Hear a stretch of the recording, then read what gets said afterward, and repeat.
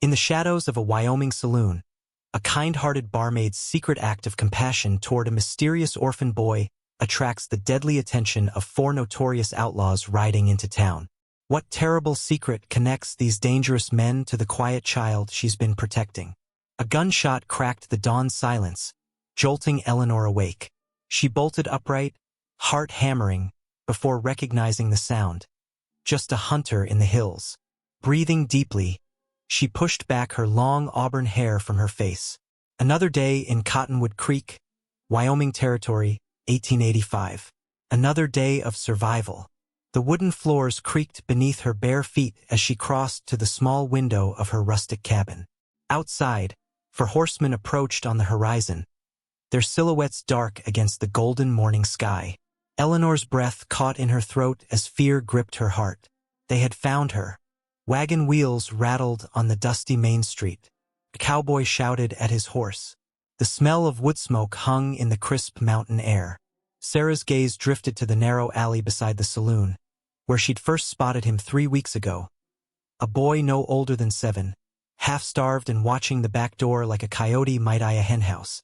She dressed quickly in her simple brown dress and white apron, mind already on the food she'd set aside yesterday. Children shouldn't go hungry. She knew that feeling too well. "Mighty early to be moving about, Miss Sarah," called Hiram, the white-bearded bartender, as she descended the stairs to the empty saloon. His bushy eyebrows lifted. "Ain't nobody gonna be drinking for hours yet. Not here for the customers." Sarah moved behind the bar, unwrapping yesterday's bread roll and adding a thick slice of cheese. She hesitated, then tucked in a strip of dried beef. The boy looked like he needed meat on his bones. Hiram snorted, leaning heavily on his cane. "That stray again? Folks are talking, you know. Say you're inviting trouble." "Let them talk," Sarah said, wrapping the food in a clean napkin. "They've got nothing better to do in this town." The back door squeaked on rusty hinges as she pushed it open. Morning sunlight painted the alley in gold and shadow. At first glance, it appeared empty. Just some barrels, a stack of crates, and flies buzzing around puddles from yesterday's rain. Sarah waited. This was their routine now. Movement caught her eye, a small figure emerging from behind the largest crate. The boy was thinner than any child should be, with dark hair matted against his head and clothes that hung from his slight frame. But his eyes, a startling, vivid blue, were alert, wary, and far too old for his years. "Good morning," Sarah said softly, extending the napkin-wrapped package.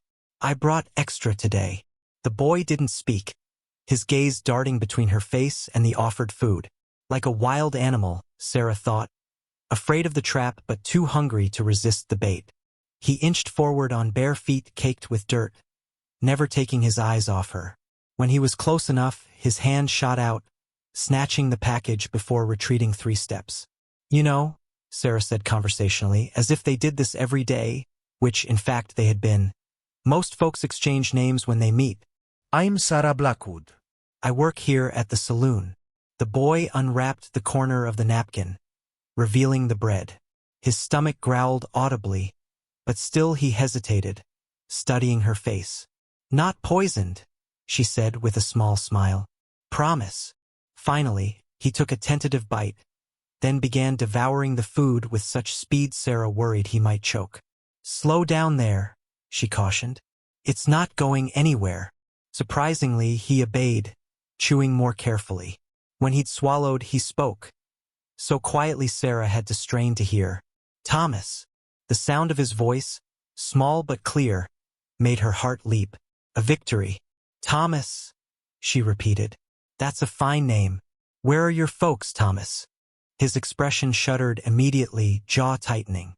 He stuffed the remaining food into his pocket and backed away. "Wait," Sarah began, but the boy turned and vanished around the corner of the building, quick as a rabbit. "Damn," she muttered, then sighed. Progress, even small, was still progress. Back inside, Hiram was polishing glasses, his roomy eyes curious. "He talked today? Name's Thomas." Sarah moved behind the bar, tying her apron strings. "Nothing else yet. MMM. Hiram set down a glass with a clink. Sheriff should know about a vagrant child. Sarah's hand tightened on a rag. Sheriff Rollins spends more time playing cards than keeping law. Besides, she added quietly, some orphanages are worse than the streets. Memories flashed. St. Agnes Home for Girls, the switch across her palms, the locked closet, the hunger. She'd escaped at 15, found work in a Chicago restaurant before heading west. Freedom, however meager, had saved her. The front door banged open, making them both jump. Henderson, the telegraph operator, burst in, his normally tidy appearance disheveled, eyes wide with excitement. "You ain't gonna believe the wire I just got," he announced, mopping his brow with a handkerchief. "The Morton gang was spotted crossing into Wyoming yesterday. Word is they're headed this way." Sarah's blood turned to ice. The Morton gang? Here? Why would they bother with a small place like Cottonwood? Henderson shrugged, clearly enjoying being the bearer of dramatic news. "Who knows why outlaws do anything? But I thought folks should be warned." He leaned across the bar. "Four of the meanest brothers ever to terrorize the territories. They say Jeremiah Morton's face is split by a scar from a woman who crossed him years back. He's been hunting her ever since." The room seemed to tilt beneath Sarah's feet. A roaring filled her ears. "You all right, Miss Sarah?" Hiram asked, frowning. Gone white as a sheet. She forced herself to nod, fingers gripping the edge of the bar. "Just surprising news." "Well, I'm off to spread the word," Henderson declared, heading for the door. "Marshal Davis has been notified, but he's 2 days' ride from here." As the door swung shut behind him, Hiram muttered, "Damn fool seems happy about bringing trouble to our doorstep." But Sarah barely heard him. Her mind raced with calculations, how quickly she could pack, how much money she had saved, where she might go this time. After 4 years of peace in Cottonwood Creek, she'd grown careless, comfortable. She'd stopped looking over her shoulder. And now, "Miss Sarah," Hiram's voice broke through her thoughts. "You sure you're all right?" She met his concerned gaze and made a split-second decision. "Hiram, there's something I need to tell you. Something about who I was before I came here." The old bartender's expression softened as he set down the glass he'd been polishing. "Figured you were running from something. Most folks who end up in places like this are." "Not something," Sarah said, her voice steady despite the fear coursing through her. "Someone. And if the Mortons are coming to Cottonwood Creek, it might be because they've finally found me." Outside the window, a small figure darted past. Thomas, clutching his food bundle, unaware that his world was about to change again. Sarah's gaze lingered on him. How strange, she thought, that after years of looking out only for herself, it was this half-wild boy who made her hesitate to run. "They killed my pa," Thomas said, his small voice steady despite the words. "Shot him dead right in front of me." Early morning light streamed through the cracks of the storage shed behind the saloon. 2 weeks had passed since Henderson's news about the Morton gang, yet they hadn't appeared. Sarah had spent every day planning her escape, but every night finding reasons to delay. Now she sat on an upturned barrel, watching Thomas devour a bowl of porridge. It had taken days of coaxing, but he'd finally agreed to eat at a proper table rather than scurrying off with wrapped food. And today, unexpectedly, he'd started talking. "Your father," Sarah repeated carefully. "When did this happen?" Thomas scraped the last bit of porridge from the bowl. "Winter. We had a farm north of here. 3 men came saying Pa owed them money." His blue eyes clouded with memory. "Pa said he didn't. There was shouting. Then shooting." Sarah's chest tightened. "What about your mother?" "Died when I was little." He shrugged with the forced indifference of a child who'd learned to hide pain. "Pa said she's in heaven." "And after your father was killed, what happened?" "Ran away before they could catch me. Been living here and there since." His voice remained matter-of-fact, as if discussing the weather rather than his own tragedy. Sarah studied him. The thin shoulders, the stubborn chin, the watchful eyes that missed nothing. A survivor like her. "Thomas," she said gently, Would you recognize the men who hurt your father? Something darkened in the boy's gaze. Yes, especially the one with the split face. Sarah's heart stuttered. Split face. Like someone cut him with a knife. Right here. Thomas drew a line from his forehead to his jaw. He was the one who pulled the trigger. Jeremiah Morton. Sarah's hand trembled as she took Thomas's empty bowl. Why? He asked suddenly. Why what? Why do you feed me? Nobody else does. The simple question caught her off guard.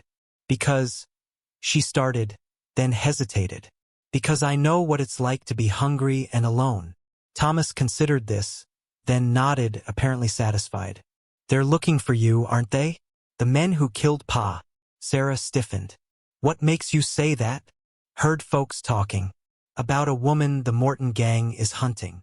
His eyes, too sharp for his years, held hers. It's you, isn't it? Before she could answer, the shed door flew open. Hiram stood there, breathing hard. They're here, he gasped. Four riders just pulled up in front of the saloon. Morton gang. Sure as hell. Fear crashed through Sarah like a wave. Too late to run. Too late to hide. Thomas slid from his seat, moving to stand beside her, his small hand finding hers. What will you do? Sarah looked down at their joined hands. His dirty and calloused, hers worn from years of work. Something fierce and protective rose in her chest. Hiram, she said, her voice steady despite her racing heart. Take Thomas out the back way. Get him somewhere safe. The old bartender nodded grimly. And you? I'll handle them. Sarah pulled open a drawer, removing a small pistol she kept hidden there. I've been running from Jeremiah Morton for 8 years. Time to end it. No. Thomas protested, gripping her hand tighter. They'll kill you like they killed Pa. Sarah knelt before him, meeting his gaze directly. Thomas, listen carefully. These men are dangerous. I need you safe. Please go with Hiram. But I promise I'll find you after. She squeezed his shoulders gently. Some things in life you can't outrun forever. This is one of mine. Tears filled the boy's eyes, but he nodded reluctantly. Hiram took Thomas's hand. Miss Sarah, you sure about this? She wasn't, not at all. But the alternative, running again, dragging Thomas into her nomadic life of fear, or worse, leaving him behind, was unthinkable. Go quickly, she urged. As they slipped out the back door, Sarah tucked the pistol into her apron pocket and straightened her shoulders. The sound of boots on wooden planks echoed from the saloon proper. Drawing a deep breath, she pushed through the door into the main room. Four men stood just inside the entrance, dust from the trail coating their long coats. Their eyes adjusted to the dim interior, scanning each corner before settling on her. At their center stood a tall man with a jagged scar bisecting his face from brow to chin, Jeremiah Morton. Well, he drawled, removing his hat. If it isn't Eleanor Keene. Or do you call yourself something else these days? Sarah felt oddly calm as she moved behind the bar, putting solid oak between herself and the killers. Gentlemen, we don't open until noon, but I might make an exception given the weather. Jeremiah's lips curled in a humorless smile. Still playing games, Eleanor? After all these years. My name is Sarah Blackwood, she replied evenly. I think you have me confused with someone else. The youngest Morton brother, Ezekiel, if she remembered correctly, snorted. This the one who cut your face, Don't seem like much. Jeremiah ignored him, his eyes never leaving Sarah's face. 8 years I've hunted you. 8 years wearing the mark you left. He moved closer to the bar. Where's my mother's locket? I don't know what you're talking about. His hand shot out, gripping her wrist and twisting it to reveal a thin white scar. No mistake. I'd know those eyes anywhere. The same eyes I see in the mirror every day when I remember what you took from me. From outside came the sudden sound of shouting. Men's voices, urgent and commanding. Boss, called the brother by the window. We got company. Looks like half the town armed out there. Jeremiah's grip tightened painfully. What did you do? Nothing, Sarah answered truthfully. But news travels fast in small towns. The standoff was interrupted by a child's scream from the back room. "Thomas!" Sarah gasped, trying to pull away. Jeremiah's eyes narrowed. "Who's Thomas?" Before she could answer, the back door burst open. Ezekiel Morton entered, dragging a struggling Thomas by the collar. Behind them, Hiram lay crumpled on the floor. "Look what I found trying to sneak away," Ezekiel announced. "A little spy." Sarah's heart plummeted. "Let him go. He has nothing to do with this." Jeremiah studied the boy, then Sarah, a slow smile spreading across his scarred face. "Well now, seems you've been busy these past years, Eleanor." He turned to Thomas. "What's your name, boy?" Thomas stopped struggling, his blue eyes burning with hatred. "Thomas Miller, and I know who you are. You killed my pa." Confusion flashed across Jeremiah's features. "Miller? Up north." He looked at his youngest brother. "Wasn't that the farmer who wouldn't sell his land?" Ezekiel finished. "Yeah, that was us." "Let the boy go," Sarah pleaded. "Your quarrel is with me." Jeremiah's attention returned to her, a calculating look in his eyes. "Seems we're at an impasse. You have something I want, and now," his gaze shifted to Thomas, "I have something you want." The front doors of the saloon crashed open. Marshal Davis stood framed in the doorway, rifle raised, flanked by several armed townsmen. "Drop your weapons, Morton," the marshal commanded. "You're surrounded." For a heartbeat, no one moved. Then Jeremiah yanked Sarah against him, pressing a pistol to her temple. "Here's how this is going to play out," he called to the marshal. "My brothers and I are leaving with the woman. Anyone tries to stop us, she dies first, then the boy." Sarah caught Thomas's terrified gaze across the room. Something passed between them, understanding, resolve. "Wait," she said loudly. "There's another way." She looked directly at Jeremiah. "Let Thomas go, and I'll tell you where to find your mother's locket. It's worth more than you know." Curiosity flickered in Jeremiah's eyes. "Where?" "Not until the boy is safely with the marshal." A tense silence fell as Jeremiah weighed his options. Finally, he nodded to Ezekiel. "Let the brat go." The moment Thomas was released, he ran. Not to the marshal as expected, but straight to Sarah, throwing his arms around her waist despite Jeremiah's grip on her. "Brave boy," Jeremiah mocked. "Now, Eleanor, about that locket." Sarah looked down at Thomas, then back to the scarred face of the man who'd haunted her nightmares for 8 years. "It's in a bank box in Cheyenne," she said steadily. "But there's something about it you should know. Something about the picture inside." "What about it?" Sarah took a deep breath.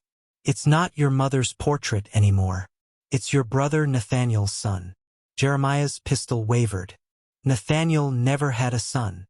"He did," Sarah countered. "With my younger sister.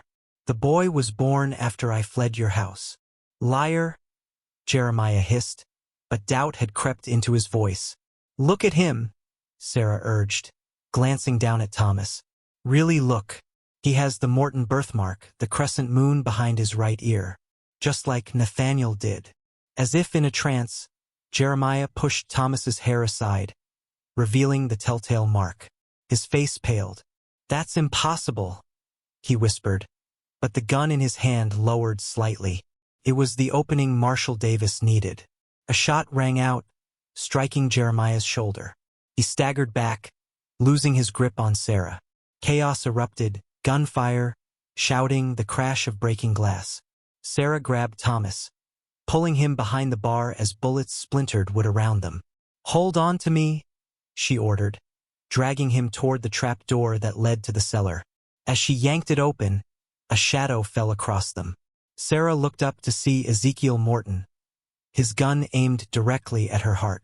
"You're not going anywhere," he snarled. A deafening blast filled the air. Ezekiel's expression transformed from rage to shock as he crumpled to the floor. Behind him stood Hiram, bleeding from a head wound but upright, Sarah's small pistol smoking in his hand. "Get down there," the old bartender urged. "I'll hold them off." Sarah didn't argue. She lifted Thomas into the dark cellar, following quickly behind him. "What's happening?" Thomas whispered, trembling against her in the darkness. "Did you mean what you said? About me being that man's nephew?" Sarah held him close, listening to the gunfire above. "No," she admitted softly. "But sometimes a lie that saves lives is better than a truth that takes them." The shooting intensified, then gradually fell silent. Heavy footsteps crossed the floor above. "Miss Blackwood," Marshall Davis's voice called down. "It's over. You can come up now." Sarah climbed the ladder, helping Thomas up after her. The saloon was in ruins. Broken glass, splintered furniture, blood darkening the floorboards. 2 Morton brothers lay dead. Jeremiah and the 4th were nowhere to be seen. "The others?" Sarah asked hoarsely. "Escaped out the back," Davis answered grimly. "Jeremiah's wounded, but they'll be back. I'd bet my badge on it." Thomas's hand found hers, squeezing tight. "We have to run, don't we?" he asked, his young voice resigned to yet another displacement. Sarah looked around at the shattered remains of the life she'd built, then down at the boy who'd somehow become the center of it in just a few short weeks. "No," she said firmly, surprising herself with the certainty in her voice. "No more running." She met Marshall Davis's questioning gaze. "We're going to fight." Blood dripped from Hiram's temple as he pressed a cloth against the wound. Outside the shattered windows of the Bucking Bronco Saloon, a spring storm gathered, dark clouds mirroring the mood inside. Marshall Davis moved between injured townsmen, checking wounds and offering words of encouragement. "Never seen shooting like that," muttered Henderson, sweeping broken glass. "4 men against a dozen, and they still managed to escape." Sarah barely heard him. Her focus remained on Thomas, who sat wrapped in a blanket by the stove, his young face pale with shock. Just hours ago, he'd been caught in a gunfight. Just hours ago, he'd learned that the men who'd murdered his father were hunting the woman who'd been feeding him. "He needs rest," Sarah told Davis as he approached. "Somewhere away from here." The marshal nodded, his weathered face grave. "My office has a back room. It's not much, but it's the safest place in town right now." "I ain't leaving," Thomas declared, his voice small but firm. "Not without Miss Sarah." Davis crouched before the boy. "Son, those men will be back, and they'll come here first. Miss Sarah needs to know you're safe." Thomas's jaw set stubbornly. "They killed my pa.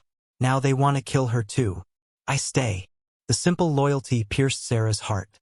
She knelt beside him, gently taking his hands. "Thomas, listen. Marshall Davis is right. This isn't your fight." "You made it mine," the boy replied, meeting her gaze with eyes far older than his years. "When you fed me, when you cared when nobody else did."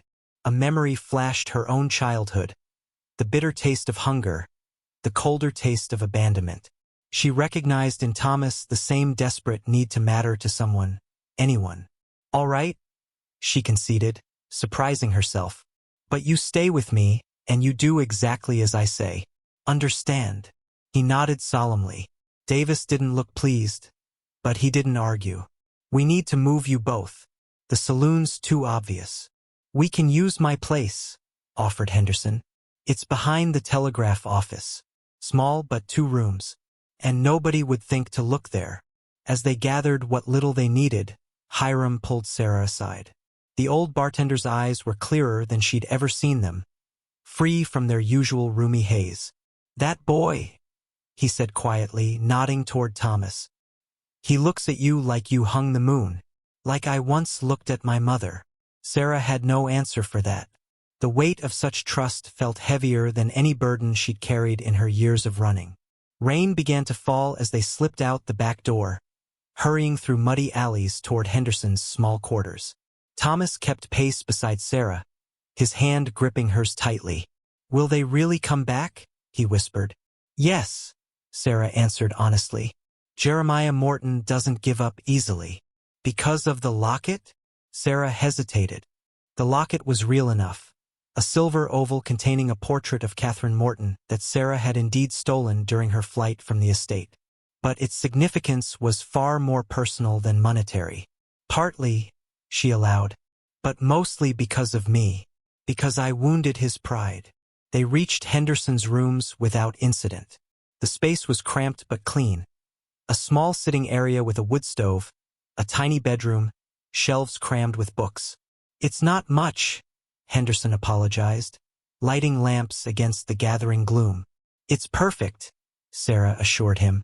As Henderson departed to maintain appearances at the telegraph office, Davis secured the door and windows. "I'll post men nearby," he told Sarah, "but stay away from the windows." When they were alone, Thomas finally asked the question Sarah had been dreading. "Why did you lie about me being that man's nephew?" She sat beside him on Henderson's worn sofa, choosing her words carefully. "Because I needed to confuse him, to create doubt. Men like Jeremiah Morton don't expect the unexpected." Thomas absorbed this. "So I'm not special?" The question caught her off guard. "What do you mean?" "If I was his nephew, I'd be important. Worth something." His voice dropped. "Just a regular orphan ain't worth much to anyone." Sarah's throat tightened. "Thomas Miller, look at me." When he raised his eyes, she continued fiercely, "Your worth isn't decided by who your family is or isn't. It's decided by who you choose to be, every single day." "And who am I choosing to be?" he asked, genuinely curious. "Brave," she said without hesitation. "Loyal. Kind enough to care whether an old bartender got hurt defending you. Smart enough to recognize dangerous men. Those things make you special, Thomas. Those things make you worth everything." The sincerity in her voice seemed to reach him. He nodded slowly, some color returning to his face. "Miss Sarah, yes. If we get out of this, could I stay with you? Not just eating at the back door, but stay? I can work. I'm strong." The question pierced straight through her carefully constructed defenses. For 8 years, she'd avoided attachments, knowing they made running harder. Yet here was this boy offering a different kind of future, one where she stopped running altogether. Before she could answer, a sharp rap at the door startled them both. Davis entered, his expression grim. "Spotted fresh tracks heading north," he reported. "2 horses moving fast. Could be Jeremiah and Luke." "You think they've left?" Sarah asked skeptically. Davis shook his head. "More likely gathering reinforcements. Word is the Morton gang has friends in the mining camps north of here." The implications settled heavily. A day, maybe 2, before they returned with greater numbers. Against which Cottonwood Creek had a part-time sheriff who preferred cards to confrontation, a traveling marshal, and a handful of townsmen with hunting rifles. "We need to prepare," Davis continued. "Teach folks to shoot straight, set up defenses. Or," Sarah suggested quietly, "Thomas and I could leave, draw them away from town." Davis's face hardened. "Running again, Miss Blackwood?" "Being practical," she countered. "This isn't Cottonwood Creek's fight.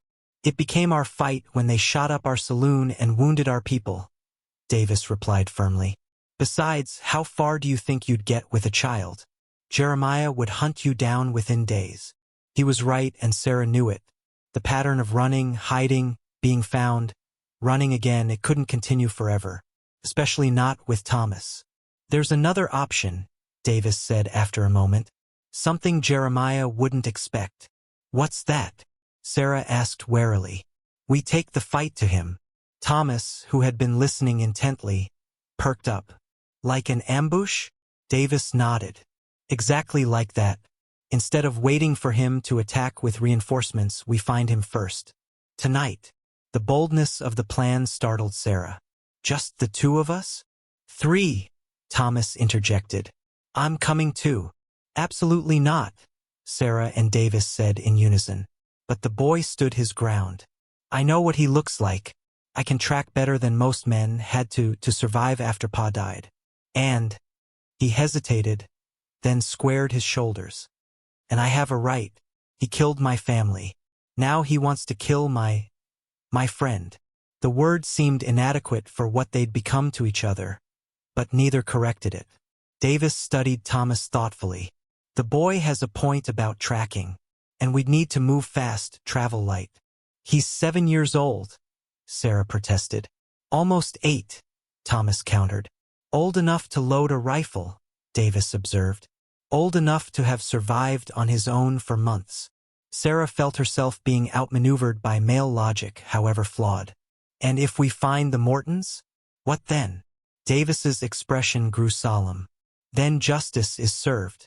One way or another.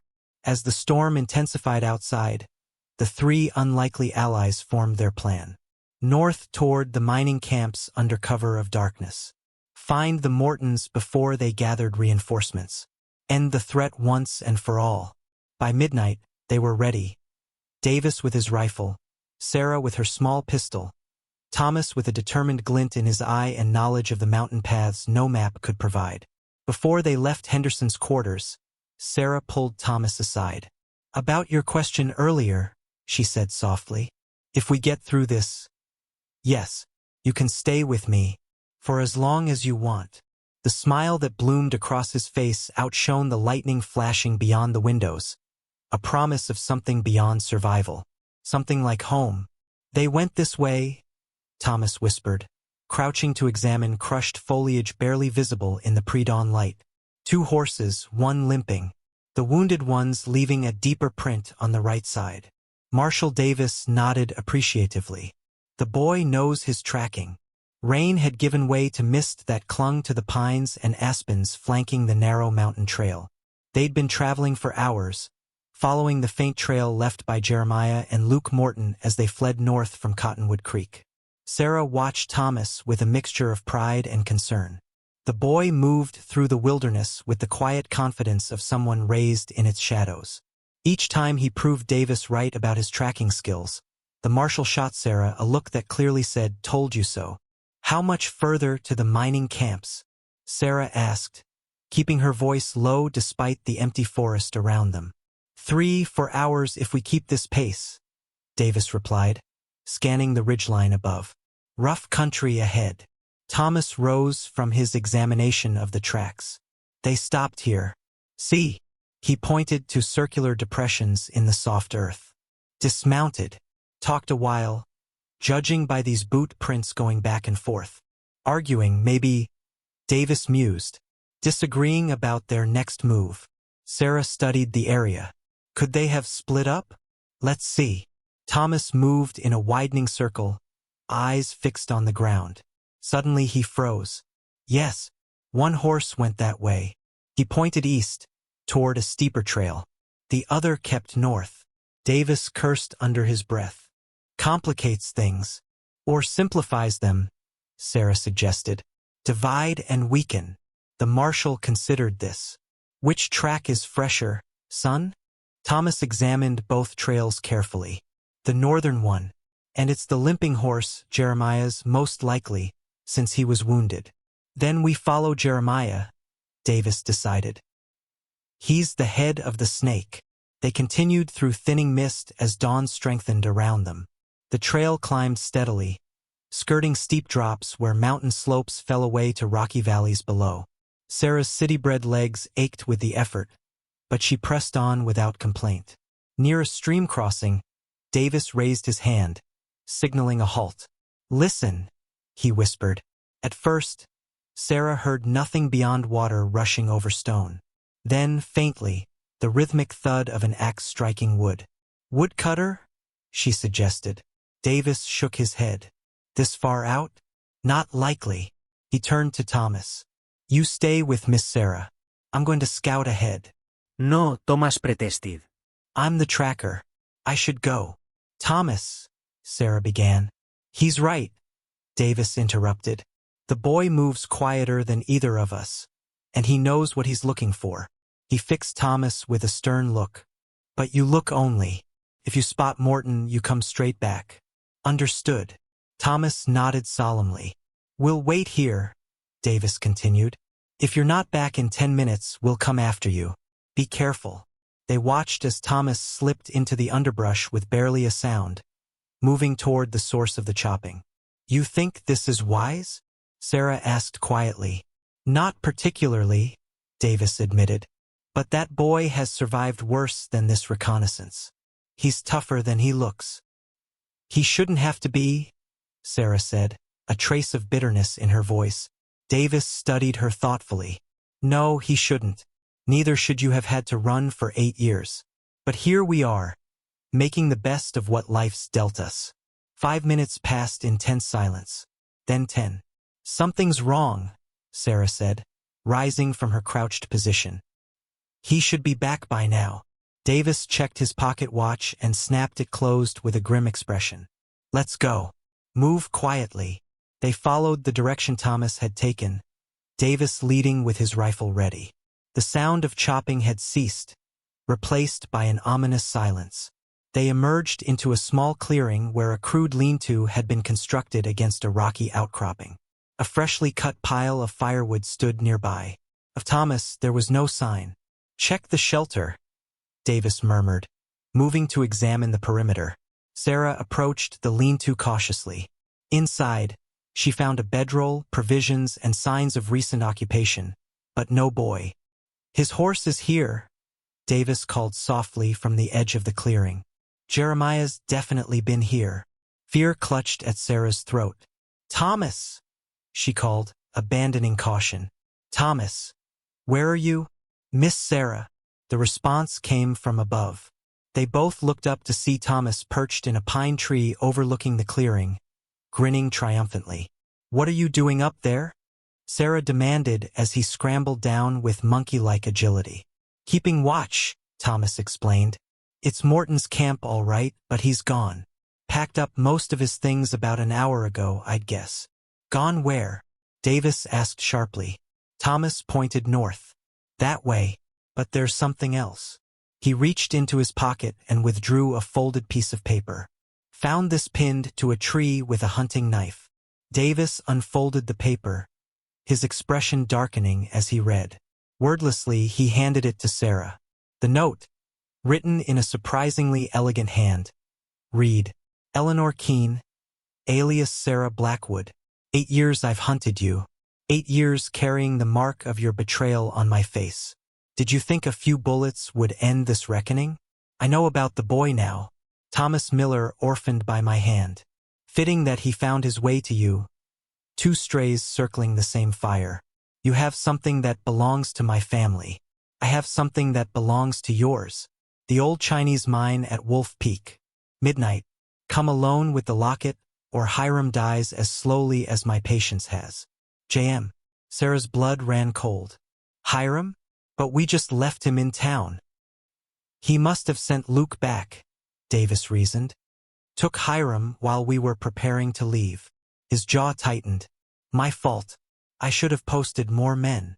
We have to go back, Sarah insisted. We have to help him. Davis shook his head. Wolf Peak is closer from here than Cottonwood Creek is. 2 hours ride, maybe less. Going back would waste precious time. But the note says midnight, Thomas pointed out. That's hours away. Time enough to set a trap, Davis said grimly. Or walk into one, Sarah countered. He's expecting me to come alone. And if you do, you'll die, Davis stated flatly. Along with Hiram, most likely. Sarah knew he was right. Jeremiah's thirst for vengeance wouldn't be satisfied with just the locket. He wanted her to suffer first, to beg, perhaps even to watch as he killed those she cared about. Wolf Peak, she murmured, trying to recall what she knew of the area. The old Chinese mine was abandoned years ago, wasn't it?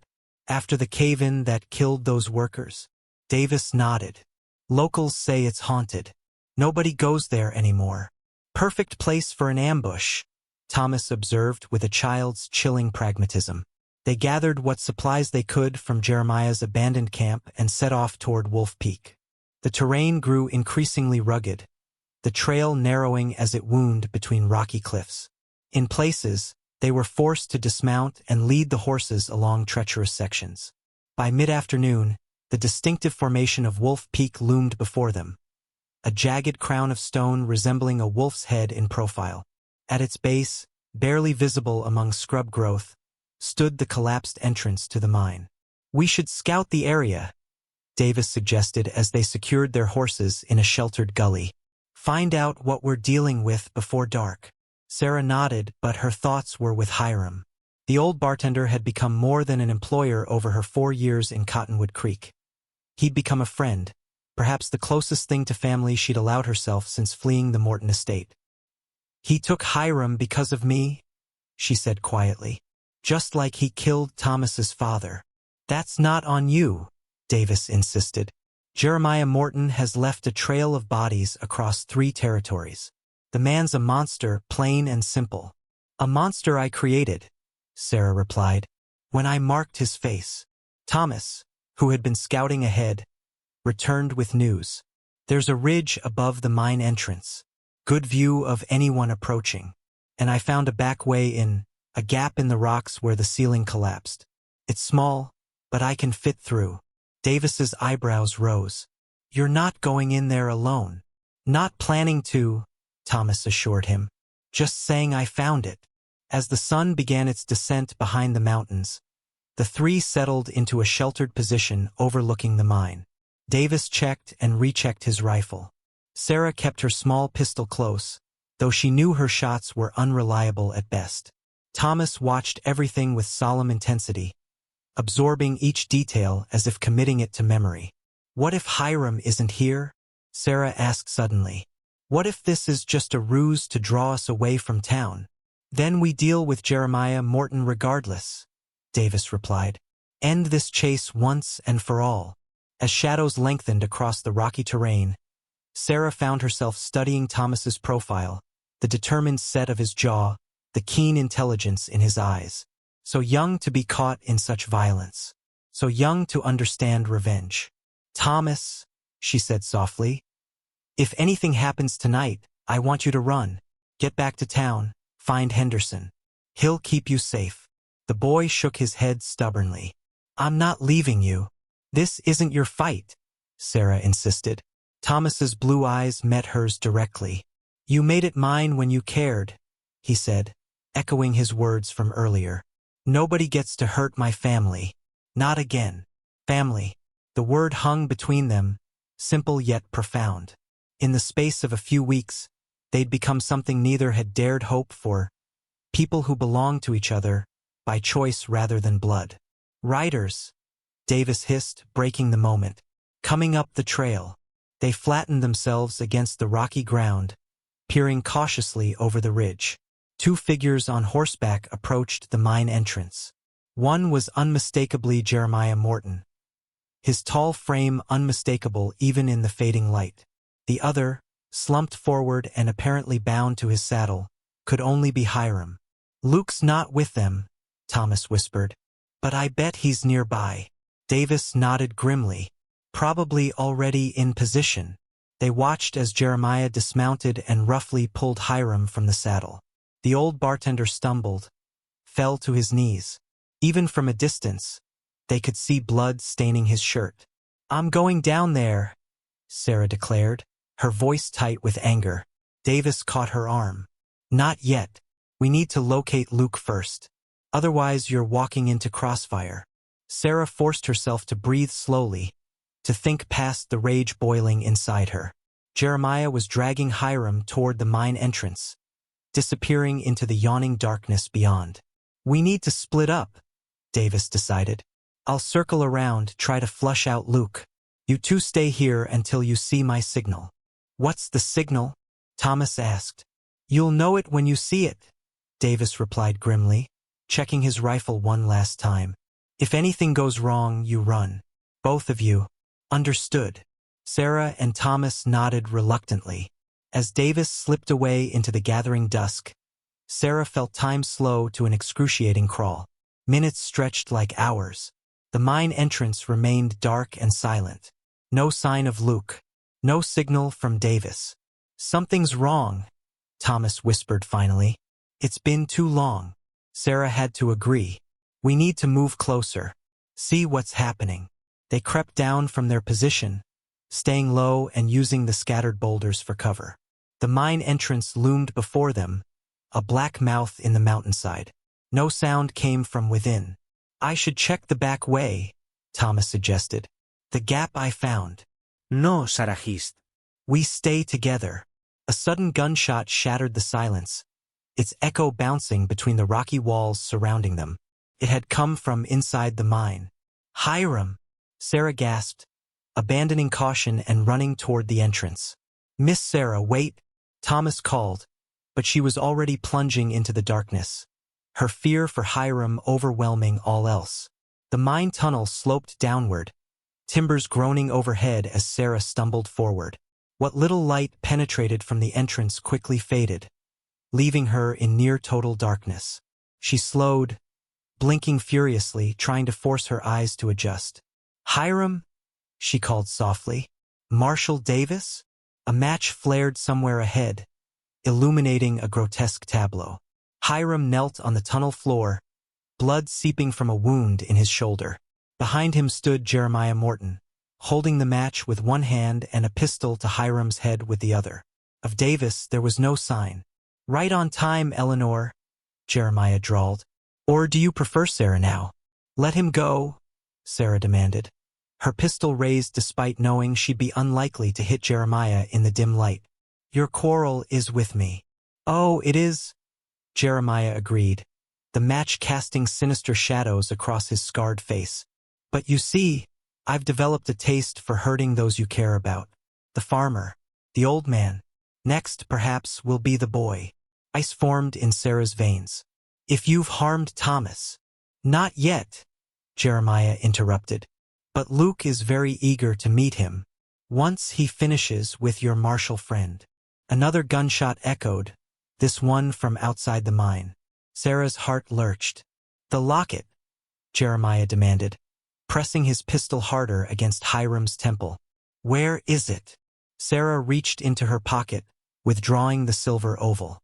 Here, take it and go. Jeremiah laughed, a sound without humor. Oh, Eleanor, did you really think this was just about a trinket? He nodded toward the locket. Slide it over. Slowly, Sarah placed the locket on the ground and pushed it toward him. It skittered across the rocky floor, coming to rest at Jeremiah's feet. As he bent to retrieve it, a small figure darted from the shadows behind him. Thomas, who must have found his way in through the back entrance. The boy's hand flashed out, striking Jeremiah's wounded shoulder with precise aim. The outlaw howled in pain, his pistol discharging wildly into the ceiling. Dust and small rocks rained down as the impact loosened the already unstable timbers. Run! Sarah shouted as Hiram staggered to his feet. The old bartender lurched toward her as Thomas darted past Jeremiah, who was still reeling from the surprise attack. Together, they stumbled toward the mine entrance as the tunnel began to shudder ominously around them. A larger crack sounded above. Not a gunshot this time, but the groan of timbers giving way. The ceiling was collapsing. Faster, Sarah urged, pulling Thomas along as Hiram struggled to keep pace. Behind them, Jeremiah's rage-filled shouts turned to panicked cries as the tunnel began to cave in. Light appeared ahead, the entrance now partially blocked by falling debris. With a final desperate lunge, they burst into the open air just as the mine entrance collapsed completely behind them. Dust billowed outward, enveloping them in a choking cloud. When it cleared, they found Davis kneeling over a motionless body, Luke Morton, a bullet hole in his chest. Came at me from the ridge, Davis explained through a bloody lip. Nearly got the drop on me. Jeremiah, Sarah asked, still gasping for breath. Davis glanced at the now sealed mine entrance. In there. Sarah nodded grimly. A muffled scream emerged from within the collapsed tunnel, quickly silenced by the sound of more falling rock. Thomas shivered against Sarah's side. Is it over now? Really over? Sarah pulled him close, looking from his dirt-streaked face to Hiram's wounded but living form, to Davis's battered but triumphant expression. Yes, she said softly, feeling the weight of 8 years lifting from her shoulders. It's over. As the stars emerged above Wolf Peak, for weary figures began the long journey back to Cottonwood Creek. Behind them, the old Chinese mine had claimed its final victims.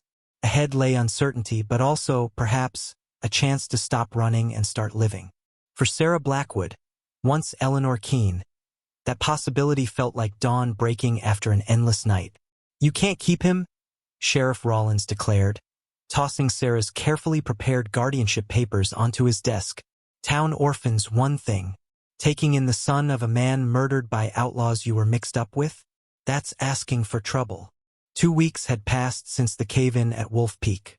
2 weeks of recovery, rebuilding, and whispers following Sarah through Cottonwood Creek. News traveled fast in small settlements, especially news about a barmaid's hidden past. Sarah stood her ground, hands clasped tightly to hide their trembling. "Thomas has nowhere else to go. Orphanage in Cheyenne would take him," Rollins countered, leaning back in his creaking chair. His pudgy fingers drummed against his vest. "Boy that age, strong and clever.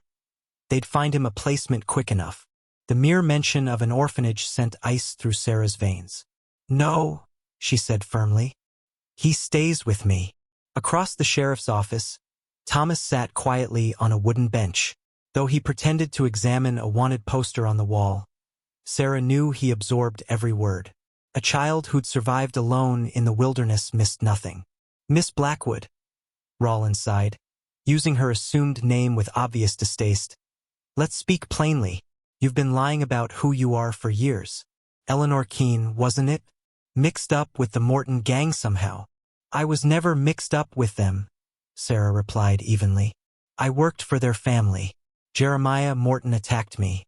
I defended myself and fled, marking a man's face for life in the process," Rollins observed. "Don't sound like no innocent housekeeper to me." Thomas slid off the bench and moved to Sarah's side, his small hand finding hers. The simple gesture of support steadied her. "Sheriff," she said, measuring each word, "I've lived in Cottonwood Creek for 4 years. In that time, have I ever caused trouble? Have I ever broken the law?" Rollins shifted uncomfortably. "Not that I know of."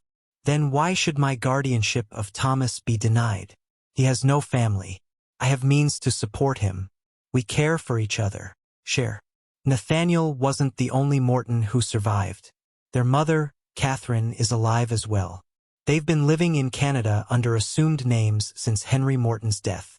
Thomas absorbed this, remembering the locket that had started everything, the portrait of Catherine Morton that Sarah had stolen all those years ago. Why come back now? With Jeremiah dead, they're safe. "That's the complicated part," Sarah replied. "Apparently, there's more to the Morton estate than anyone realized. Property, investments, business holdings, all tied up in legal knots after Henry's death and Jeremiah's criminal activities. With Jeremiah gone, Catherine wants to reclaim what's rightfully hers. But she needs witnesses, documentation. And you have some of that," Thomas guessed. Sarah nodded. "Letters. Papers I took the night I fled. I thought they might protect me if Jeremiah ever caught up to me. I never read them all. Just enough to know they were important." "So Nathaniel wants these papers?" "Yes. And in exchange, he's offering." Sarah took a deep breath. "A substantial sum. Enough to secure our future, Thomas. Enough that we'd never have to worry again." Thomas considered this. "Do you trust him?" "Not entirely," Sarah admitted, echoing Nathaniel's earlier words. "But Marshall Davis has been making inquiries. So far, Nathaniel's story checks out. Catherine Morton has indeed surfaced in Cheyenne, working with lawyers to reclaim the family holdings." "What if it's a trick?" Thomas pressed. "What if they're just like Jeremiah?" Sarah shook her head. "Nathaniel opposed his brother. That's why he died in that bank robbery. Jeremiah tried to have him killed when he threatened to expose the truth about Henry's death." Her expression grew distant. "Besides, I knew Nathaniel slightly during my time at the Morton estate. He was different." "Kinda." Thomas wasn't entirely convinced, but he trusted Sarah's judgment. She'd survived Jeremiah Morton's obsessive hunt for years. She wouldn't be easily deceived by another member of the same family. "Are you going to do it?" he asked. "Give him the papers?" Sarah met his gaze directly. "I want your opinion first. This affects both of us. Our family." The word family still sent a warm glow through Thomas's chest every time Sarah used it. To be consulted, to have his thoughts matter in such an adult decision. It granted him a dignity few children his age experienced. "I think," he said slowly, "that we should meet with them both, Catherine and Nathaniel. See them face to face before deciding." Sarah smiled, pride evident in her expression. "That's exactly what Marshall Davis suggested. Great minds think alike, it seems." Thomas grinned at the comparison, then sobered. "When?" "Tomorrow," Sarah replied. "They're staying at the hotel under different names." Davis arranged a private meeting in the back room of Henderson's telegraph office. Thomas nodded thoughtfully. "And the mountain lion? Is that real? Or just an excuse for the marshal to warn everyone to be careful while Mortons are in town?" Sarah's eyebrows rose. "You're becoming quite the detective." "It's real enough. Miller's farm lost 2 sheep last week." "But yes, the timing of the announcement wasn't coincidental." As darkness gathered outside their windows, Sarah prepared a simple supper while Thomas set the table. Domestic rituals still new enough to feel special rather than routine. Their conversation shifted to lighter topics: the saloon's business, Thomas's progress in school, plans for the approaching Christmas season. It wasn't until they were washing dishes that Thomas returned to the day's revelations. "If the Mortons pay you," he asked carefully, "what will you do? Will we leave Cottonwood Creek?" Sarah looked surprised by the question. "Do you want to leave?" Thomas considered this. When he'd first started receiving food from Sarah's hands, he'd had no concept of belonging anywhere. Survival had been his only goal. Now, however, "No," he said firmly. "This is home now." Sarah's face softened. "I agree. Whatever happens with the Mortons, we stay. This is where we've planted our roots." Thomas nodded, satisfied. "And Marshall Davis? Will he stay too?" A delicate flush colored Sarah's cheeks. "The marshal's postings are determined by territorial authorities, not by his personal preferences." "But he has personal preferences," Thomas persisted, remembering Davis's increasingly frequent visits for supper, the way his gaze followed Sarah when he thought no one was looking. "This conversation has taken a rather impertinent turn," Sarah observed, though her lips twitched with suppressed amusement. Thomas grinned, recognizing the deflection for what it was. Adults could be remarkably transparent when it came to matters of the heart, especially to a child who'd learned to read subtle cues as a matter of survival. Later, as Sarah tucked him into bed, Thomas returned to a question that had been niggling at him since the cemetery. "Miss Sarah, do you think people can change? Really change?" Sarah sat on the edge of his bed, considering the question with the seriousness it deserved. "I believe they can choose different paths," she said finally. "Whether that constitutes true change depends on their reasons, I suppose. Like Nathaniel choosing a different path than Jeremiah? Possibly." Sarah smoothed his blanket. "We'll learn more tomorrow." As she moved to extinguish the lamp, Thomas asked one last question. "Are you afraid of seeing them again? People connected to the Mortons?" Sarah paused, her hand on the lamp's key. "Not afraid," she said thoughtfully. "Cautious. But mostly, I'm ready for this chapter to truly end. For us to move forward without shadows from the past." The lamp dimmed, casting the room in gentle darkness. Through his window, Thomas could see snowflakes still falling, each unique crystal part of a larger pattern blanketing the world in clean white possibility. Tomorrow would bring a confrontation with the past, both Sarah's and his own. But tonight, in this home they'd built together, Thomas Miller Blackwood felt something he'd nearly forgotten existed. Safety, born not from the absence of danger, but from the presence of love. Catherine Morton's silver locket caught the morning sunlight as it dangled from her fingers, spinning slowly like a hypnotist's watch. 2 months had passed since the Wolf Peak mine collapse that had supposedly claimed Jeremiah's life. 2 months of cautious peace in Cottonwood Creek. "You should have this back," Catherine said, offering the locket to Sarah. "You earned it, after everything my son put you through." They sat on the front porch of Sarah and Thomas's new home, a modest cabin James Davis had helped build on the outskirts of town. Inside, Thomas's laughter mingled with the marshal's deep voice as they prepared breakfast together. Sarah shook her head, refusing the trinket. "It belongs with your family." "As does Thomas," Catherine replied softly. The reminder hung between them. The shocking revelation that had come after DNA testing confirmed what Catherine had suspected upon seeing the boy. Thomas was indeed Nathaniel Morton's biological son, conceived during a brief affair with a kitchen maid who'd later become Mrs. Miller. The birthmark behind his ear that Sarah had invented for her desperate lie had turned out to be real, a genetic quirk passed down through Morton men for generations. "He has a family," Sarah answered carefully. "Here, with me and James." Catherine nodded, slipping the locket back into her pocket. "I'm not trying to take him from you, Sarah. I only thought he might want to know his blood relatives. His heritage." "His heritage?" Sarah repeated, an edge creeping into her voice. "The Morton legacy of violence and cruelty? Jeremiah murdering his own father? Luke gunning down innocent farmers? That heritage?" "No," Catherine flinched. "Nathaniel wasn't like his brothers. He was gentle, kind. Thomas has his eyes, and his curiosity." Sarah gazed toward the open window, where Thomas was excitedly describing to James his latest adventure, exploring the creek that ran behind their property. 8 years old now, he had blossomed in these months of security. Curious, cheerful, no longer the wary creature she'd first encountered in that alley. "You're leaving soon?" Sarah asked, changing the subject. "Tomorrow."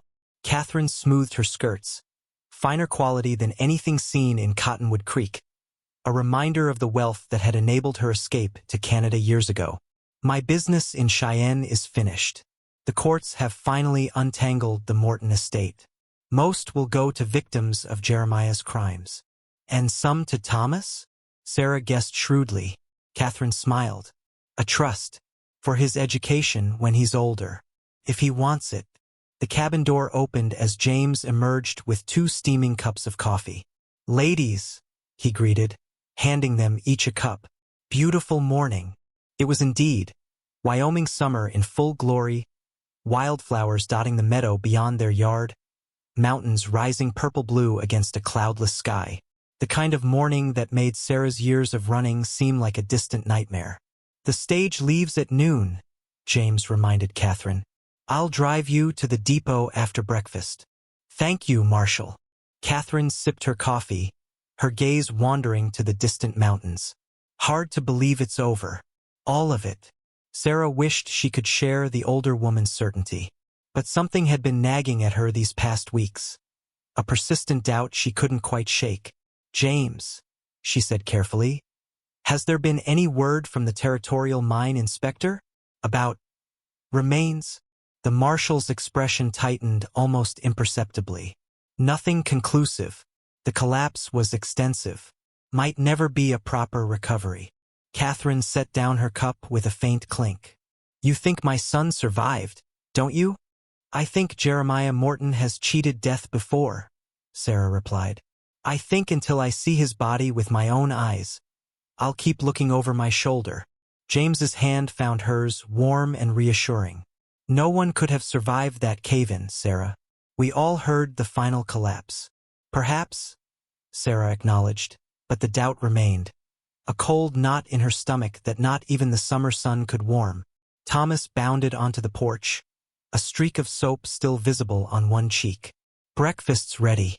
I made flapjacks all by myself, except for the flipping part." His innocent pride dispelled the somber mood. Catherine smiled warmly at him, careful to maintain the fiction that she was merely an old friend of Sarah's from back east. They had agreed, all 3 adults, that Thomas had endured enough upheaval. The truth about his parentage could wait until he was older, better able to understand its complexities. "I hear you're quite the explorer," Catherine said as they moved inside to the table laden with slightly misshapen but golden-brown flapjacks. Thomas nodded enthusiastically. "I'm mapping the whole creek, and the woods too." "Pa." He stopped, glancing uncertainly at James. "I mean, Marshal Davis is teaching me to read a compass." "You can call me Pa, son," James said gently. "If that feels right to you." The boy's face lit up. "Really? Even though we're not truly family yet?" Sarah exchanged a look with James. They hadn't told Thomas about their plans to marry at summer's end, nor about the adoption papers currently being processed in the territorial court. Actually, Sarah began, we have news. A sharp knock at the door interrupted her. Henderson stood on the threshold, his normally placid face etched with concern. Marshall, he said breathlessly, you're needed in town, urgently. James rose immediately. What's happened? Henderson glanced nervously at Thomas. Best discussed privately, sir. The adults exchanged worried looks. Thomas, Sarah said quickly, why don't you show Catherine your map of the creek while we talk to Mr. Henderson? The boy looked disappointed but complied, leading Catherine to the small desk in the corner where his carefully drawn maps were proudly displayed. Outside on the porch, Henderson's voice dropped to a whisper. Hiram found something at the saloon this morning, left on the back step. From his pocket, he withdrew a folded piece of paper. James opened it, his face darkening as he read the few lines written there. Wordlessly, he handed it to Sarah. The handwriting was unmistakable, the same elegant script that had been on the note at Wolf Peak. Contained just 5 words. Did you miss me, Eleanor? Sarah's legs nearly buckled. James caught her arm, steadying her. Could be a cruel joke, Henderson suggested without conviction. Someone who knows the story. It's not, Sarah replied, her voice hollow. He's alive. He's come back. We don't know that, James insisted, but his hand moved instinctively to his gun belt. Henderson, get back to town. Alert Sheriff Rollins. I want men watching all approaches to Cottonwood Creek. What about Sarah and the boy? Henderson asked. James's jaw tightened. They're coming with me. Nobody's safe out here alone.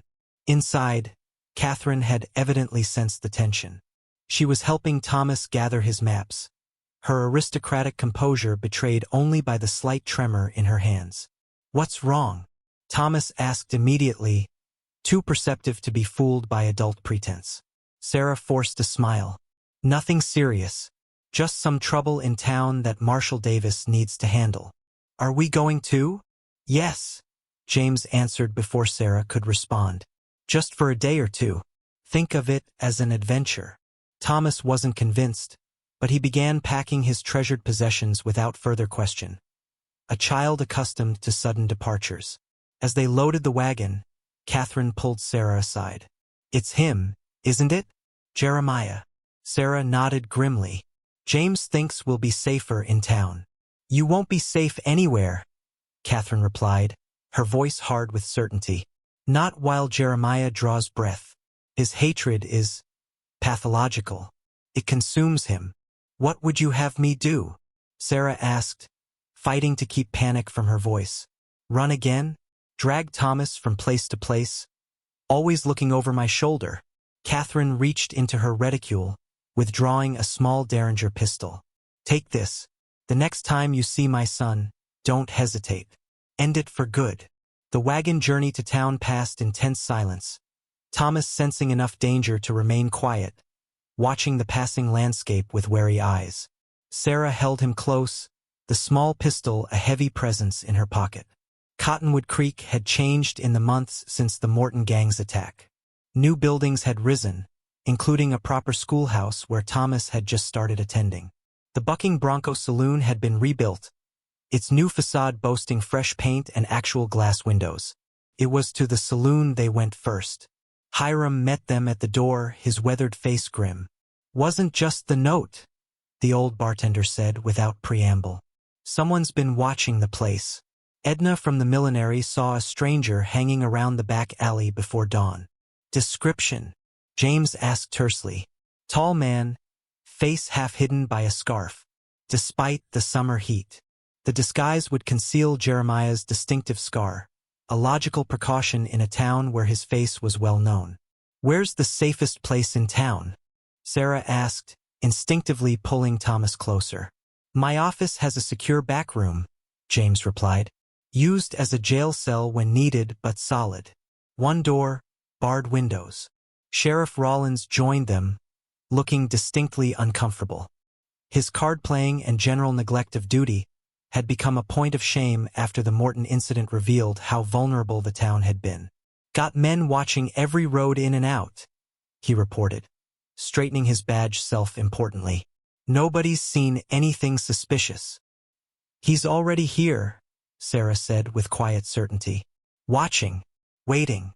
James's hand tightened on his rifle. "Then let him come. This time we'll make sure he doesn't walk away." They moved quickly to the marshal's office, a sturdy stone building that served as both jail and territorial law headquarters.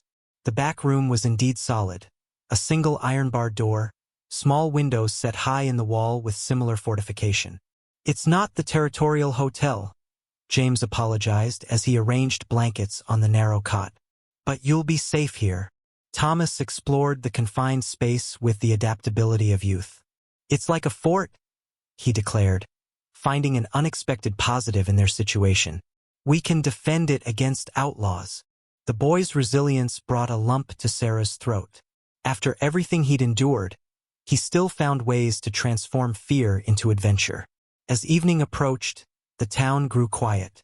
James positioned himself in the outer office, rifle across his lap, while Sheriff Rollins organized patrols of armed townsmen. Catherine had been escorted to the hotel, despite her protests that she should stay with Sarah and Thomas. "Try to sleep," Sarah urged Thomas as she tucked him into the cot. "Everything will look better in the morning." "Is the bad man really back?" Thomas asked, his voice small in the dimness.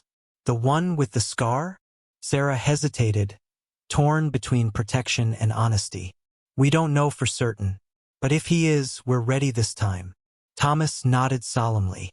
"I'm not scared," he declared, though his hand clutched hers tightly. "Not when you and Pa are here." Pa. The word came more naturally to him each time. Despite everything, Sarah smiled. Some bonds couldn't be broken, not even by the threat of violence. "Sleep now," she whispered, smoothing his hair. "I'll be right here." Hours passed. Thomas's breathing deepened into sleep. In the outer office, James maintained his vigilant watch. Street sounds faded as Cottonwood Creek settled into night.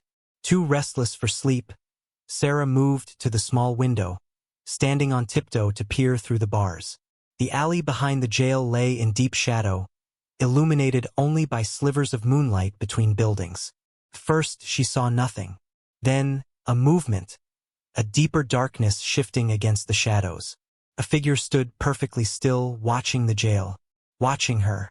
Sarah's breath caught in her throat. She couldn't make out features, couldn't be certain. But something in the figure's posture, the patient stillness of a predator. "James," she called softly, desperate not to wake Thomas. "There's someone in the alley." The marshal was at her side instantly, peering through the window. "Where?" But the figure had vanished, melting into the darkness as silently as it had appeared. "There was someone," Sarah insisted, "watching us." James believed her. She could see it in his eyes. "Stay here. Bar the door behind me. You can't go out there alone." "I'm not chasing shadows," he assured her. "Just checking the perimeter. 5 minutes, no more." Reluctantly, Sarah secured the door after him, the heavy iron bar sliding into place with a sound that was both reassuring and eerily final. She returned to the window, straining to see into the darkness. Minutes ticked by. 5, 10. No sign of James. Fear bubbled up, threatening to overwhelm her. Had Jeremiah lured him away? Set a trap? A soft scratching at the door nearly stopped her heart. "Sarah?" James's voice, barely audible. "It's me. Open up." Relief washed through her as she lifted the bar.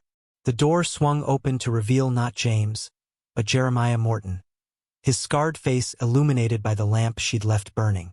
"Hello, Eleanor," he said softly. "Did you miss me?" Time stopped.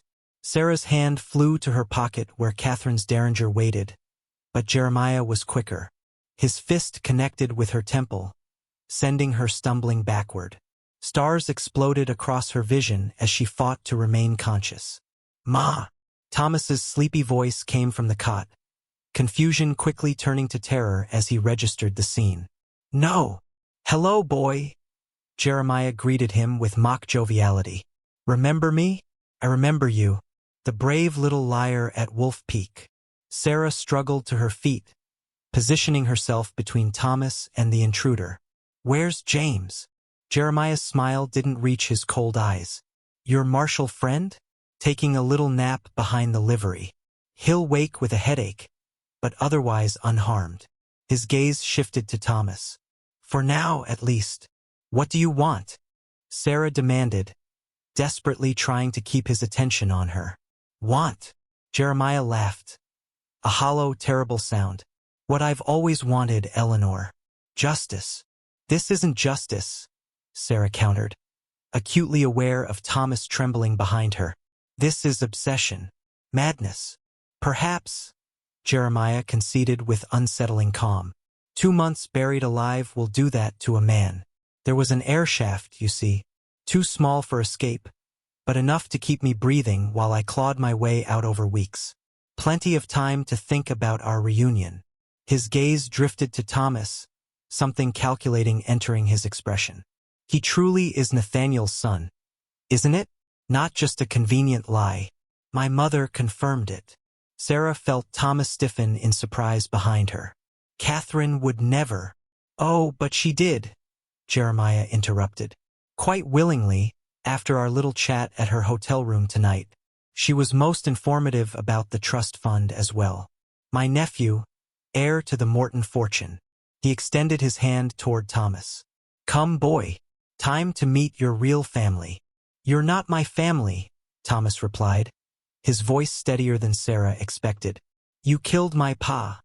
My real pa, Mr. Miller." Jeremiah's face darkened. "The farmer? He was nothing. A convenient father for a bastard. But Morton blood runs in your veins, boy.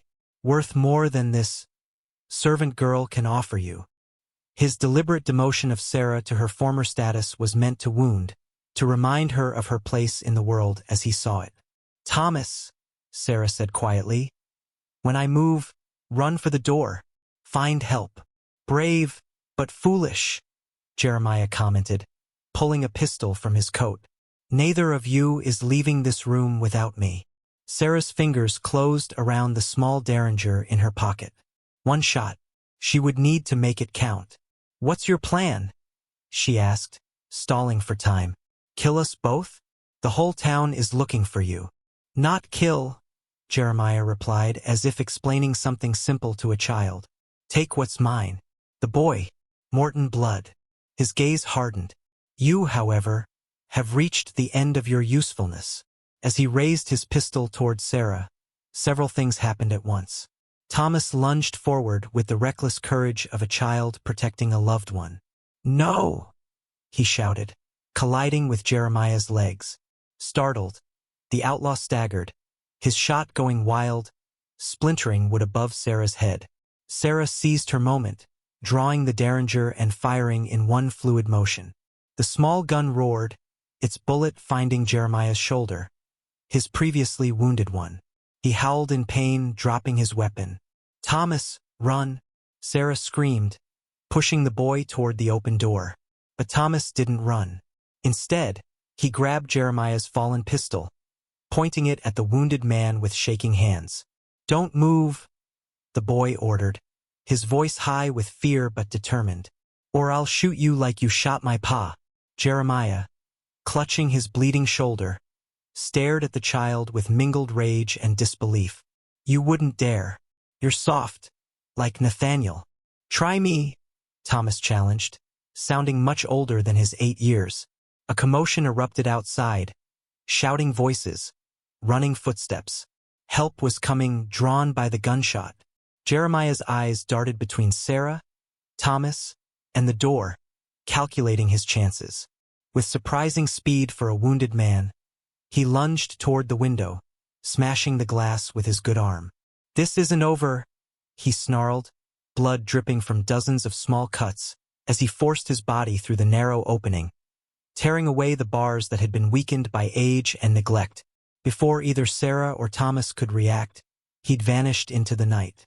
James burst through the door seconds later, blood matting his hair where he'd been struck. "Sarah! Thomas! Relief washed over his face at finding them alive. What happened? I heard a shot. Jeremiah, Sarah gasped, the adrenaline that had sustained her suddenly ebbing. He escaped through the window. A dozen armed townsmen flooded the alley, but their shouts of frustration confirmed what Sarah already knew. Jeremiah had disappeared again, a ghost slipping between the fragile barriers of their security. In the chaos that followed, doctor summoned for James, search parties organized, the jail secured with new bars and locks. Thomas remained unnaturally quiet, the pistol carefully placed on the desk, his young face troubled. You were very brave, Sarah told him when they were finally alone. The marshal's office transformed into an armed camp with volunteers guarding every entrance. Thomas looked up at her, confusion in his eyes. He said, I'm a Morton. That my real father wasn't Mr. Miller at all. Is that true? The directness of the question caught Sarah off guard. She and James had planned to tell him someday, when he was older, when he could understand the complexities of biology versus the deeper bonds of caregiving and love. But that choice had been taken from them by Jeremiah's cruelty. Now Thomas stared at her, awaiting an answer that could reshape his understanding of himself. It's complicated, Sarah began, sitting beside him on the cot. The man who raised you, who loved you as his son. He was your father in all the ways that truly matter. But not by blood, Thomas pressed, too perceptive to accept evasion. Sarah took a deep breath. No, not by blood. Your birth father was Nathaniel Morton, Jeremiah's brother. But he never knew about you, Thomas. And Mr. Miller chose you, loved you, raised you as his own. That makes him your real father. Thomas absorbed this, his young mind grappling with concepts many adults struggle to understand. Is that why you took me in? Because you knew? No, Sarah replied firmly. I had no idea when I first saw you in that alley. I fed you because you were hungry. I came to care for you because you were brave and kind and deserved to be loved. Nothing else mattered then. Nothing else matters now. The boy nodded slowly, processing. So the lady, Mrs. Morton, she's really my grandmother? Yes. But Thomas, this changes nothing about who you are or who you choose to become. You're still the same boy who draws maps and helps Hiram sweep the saloon and makes slightly lopsided flapjacks. A ghost of a smile touched Thomas's lips at this last part. Will he come back again? Jeremiah. Sarah couldn't bring herself to lie. Probably.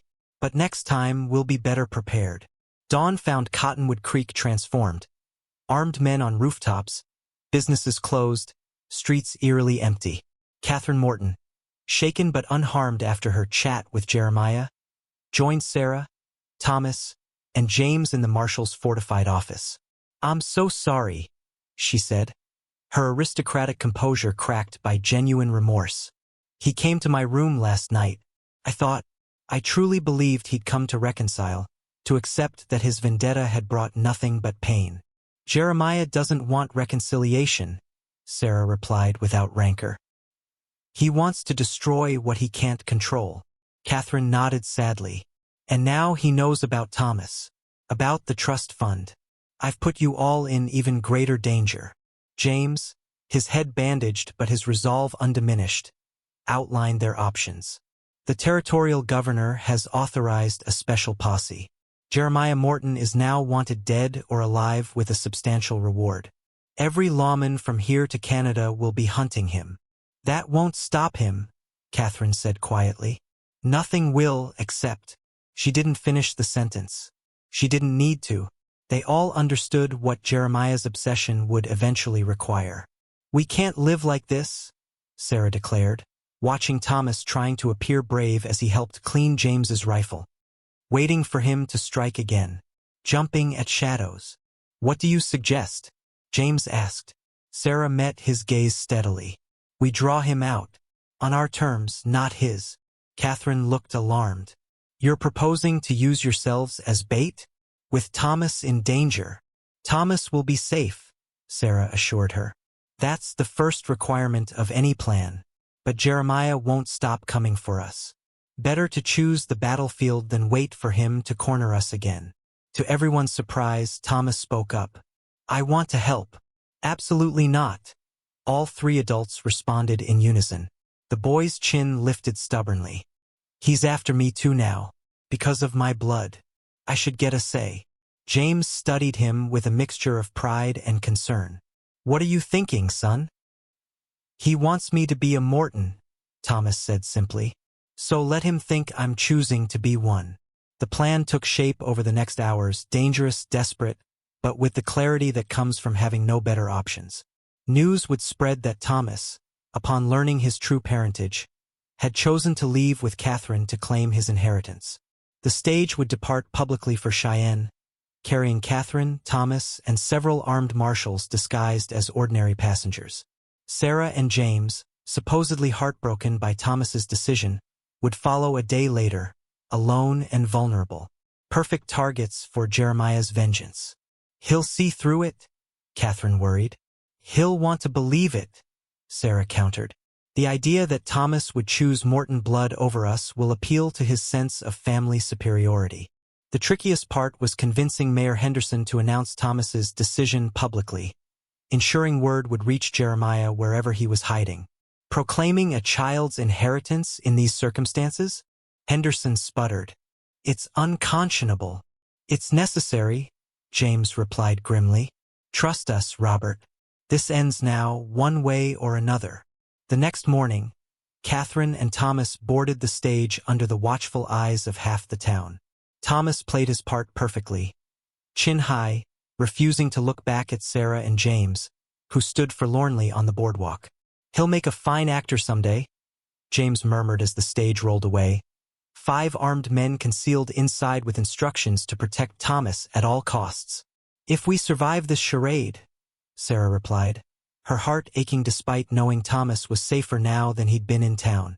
They spent the day making conspicuous preparations for their own heartbroken journey to Cheyenne, ostensibly to try convincing Thomas to return.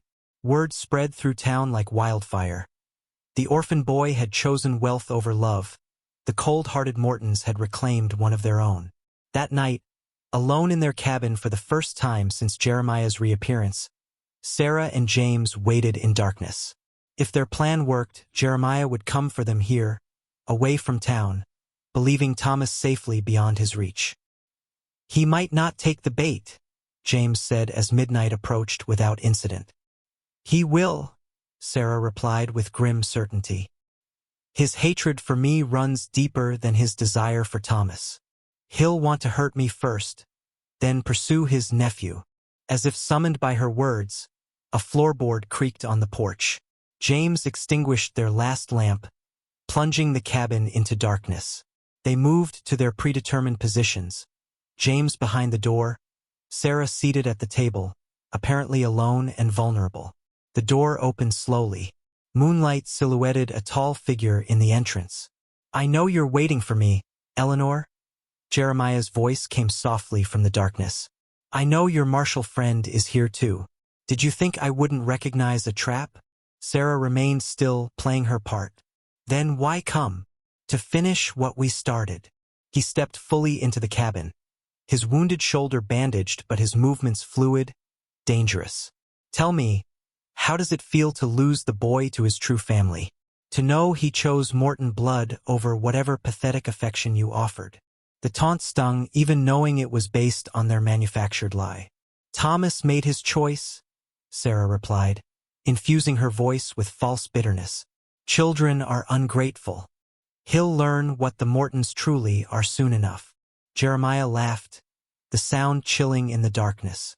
Oh, Eleanor, still the bitter servant girl, resentful of her betters. He moved closer, seeming unconcerned about James's presumed presence.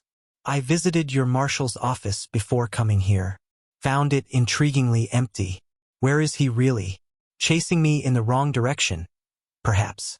Sarah's blood ran cold.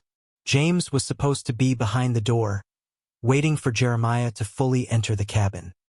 He's right here, came James's voice, but from the window, not the door. He'd adapted to Jeremiah's unexpected approach. The outlaw whirled, surprisingly fast, drawing his pistol in the same motion. 2 shots exploded in the confined space, James's rifle and Jeremiah's pistol speaking simultaneously. A body fell heavily to the floor. For one horrible moment, Sarah couldn't tell who had been hit. "James?" she called desperately into the darkness. "I'm here," he answered, his voice tight with pain. "Got me in the arm." "Where is he?" Sarah fumbled for the lamp, finally striking a match. Light bloomed, revealing Jeremiah Morton sprawled on the cabin floor, blood spreading across his chest from James's bullet. But the outlaw wasn't dead. His eyes, hate-filled and fever-bright, fixed on Sarah as she approached cautiously. "You think this ends it?" he gasped, blood bubbling at his lips. "Morton blood endures. The boy is ours now." "No," Sarah replied steadily, looking down at the man who had haunted her for so long. "Thomas will never be yours. Not your kind of Morton." Jeremiah's scarred face twisted in a grimace that might have been a smile. "We'll see," he whispered. "We'll see who he becomes." With those ominous words, Jeremiah Morton, the man who had terrorized 3 territories, who had murdered Thomas's adoptive father, who had pursued Sarah across 8 years of running, closed his eyes for the final time. 3 days later, James, his arm in a sling but his spirit unbowed, drove the wagon that carried Sarah to their reunion with Thomas. The boy spotted them from the hotel window in Cheyenne, racing down to the street with Catherine following at a more dignified pace. "Ma! Pa!" Thomas launched himself into Sarah's arms, all pretense of Morton pride forgotten. "Is it really over? For true this time?" "For true," James confirmed, tousling the boy's hair with his good hand. "We buried him proper, with witnesses from 4 towns. No coming back this time." Catherine approached more slowly, uncertainty in her bearing. "Marshall, Sarah, I'm relieved to see you both safe." The stiffness between the women remained, though softened by their shared concern for Thomas. Some bridges could be built only slowly, stone by careful stone. "What happens now?" Thomas asked, looking between the adults. Sarah knelt to his level, meeting his gaze directly. "That depends on you, Thomas. Catherine has offered to help with your education, to be part of your life as your grandmother. But your home is with us, if that's what you want." "Of course it's what I want." The boy looked scandalized at the suggestion it could be otherwise. "But—" he glanced at Catherine, showing a maturity beyond his years. "I'd like to know about my other family too. The good parts, not the bad." Catherine's eyes filled with tears. "I'd be honored to share those stories with you."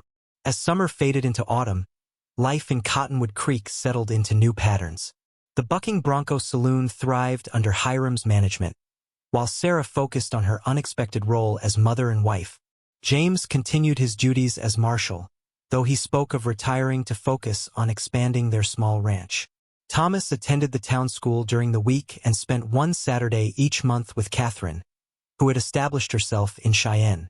He returned from these visits full of stories about his biological father's adventures and talents, but always with the relief of a child coming home. On a crisp October evening, as golden aspen leaves drifted past their porch, Sarah watched Thomas and James practicing with a lariat in the yard. The boys' peals of laughter floated on the mountain air as James pretended to be hogtied. "He's happy," Catherine observed, joining Sarah on the porch steps.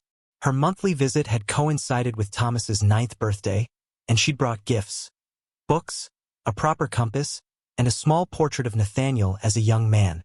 "Yes," Sarah agreed. "He is."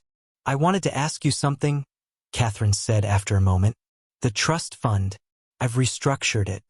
Half for Thomas's education as planned. But the other half—" "I don't want Morton money," Sarah began, an old defensiveness rising. "It's not for you," Catherine interrupted gently. "It's to establish a home for orphan children here in Wyoming Territory. Children like Thomas. Children like you once were." The unexpected proposal left Sarah speechless. "The papers need a name for the foundation," Catherine continued. "I thought perhaps the Sarah Blackwood Home for Children. Unless you'd prefer your birth name." "No," Sarah said quickly. "Sarah Blackwood is who I chose to be. Who I am." Catherine nodded, understanding in her eyes. "Sometimes the family we choose matters more than the one we're born to." I think Thomas is learning that too. As dusk deepened around them, James and Thomas abandoned their play to join the women on the porch. The boy settled naturally between Sarah and James, belonging there as surely as the stars belonged in the Wyoming sky. "Tell me a story," Thomas requested, his head resting against Sarah's shoulder. "About when you first saw me in the alley." "Again," Sarah laughed. "You've heard it a dozen times." "I like that part," Thomas insisted. "When you decided to feed me even though I was a stranger." Sarah met James's eyes over the boy's head, reading in them the same wonder she felt, that such a simple act of kindness had changed all their lives so profoundly. "Well," she began, her voice softening with memory. "It was early morning in Cottonwood Creek. The sun was just coming up, painting the mountains gold. And there, in the alley behind the bucking bronco saloon, I spotted a hungry boy watching the back door. As twilight wrapped around them like a blanket, Sarah told their story once more. Not of Mortons and vengeance and running, but of bread offered to a stranger, of trust slowly built, of family forged by choice rather than blood, of a barmaid who secretly fed a quiet boy every day, until he wasn't a stranger anymore, but the heart that had finally taught her to stop running and start living."